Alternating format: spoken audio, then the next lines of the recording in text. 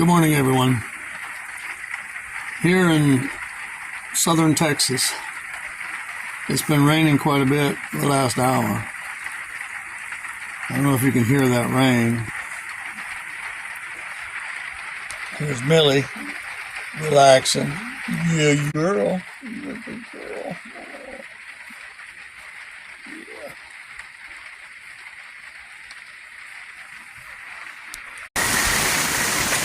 The wind took a tree branch off my tree.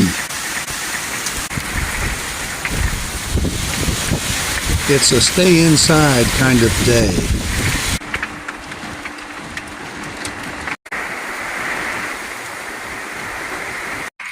Got some news for you today. A Los Angeles County woman, Brenda Lee Brown Armstrong, has agreed to plead guilty to the federal felony of paying people to register to vote.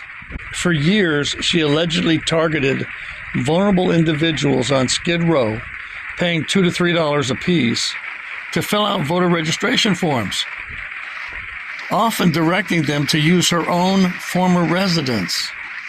An undercover video by independent journalists captured her admitting the scheme to secure her own payments for circulating petitions. That was probably OMG. I saw them do a thing on that. You know, it's a shame that independent journalists have to be used to catch this stuff. But at least they're catching it. And then when they do catch it, the government seems to do something about it. But you got to put pressure on the government to do something. They just allow crime to happen. Well, so they got that lady, and I guess it's happening across the nation. They got to stop this. And of course, it's mostly Democrats. President Trump rightly sounded the alarm, ordering the Department of Justice to investigate after reports of some 500,000 mail-in ballots in the Maryland gubernatorial race. It's disgusting how much fraud there is in government. Another virus hits the news. It's diphtheria now. Of course, they're suggesting to get your vaccine. It sure feels like mandates are going to be around the corner. Here we go again. We got three, Ebola, diphtheria now, and before that was hantavirus. Isn't it interesting how it all hits at once? Be scared, people. Be very scared. That's what they want. 44,000 people evacuate their homes in Orange County. A hazardous materials tank in Garden Grove is leaking highly volatile, highly toxic, and highly flammable toxic epoxy. Explosion is the major concern. No telling when people can go back home.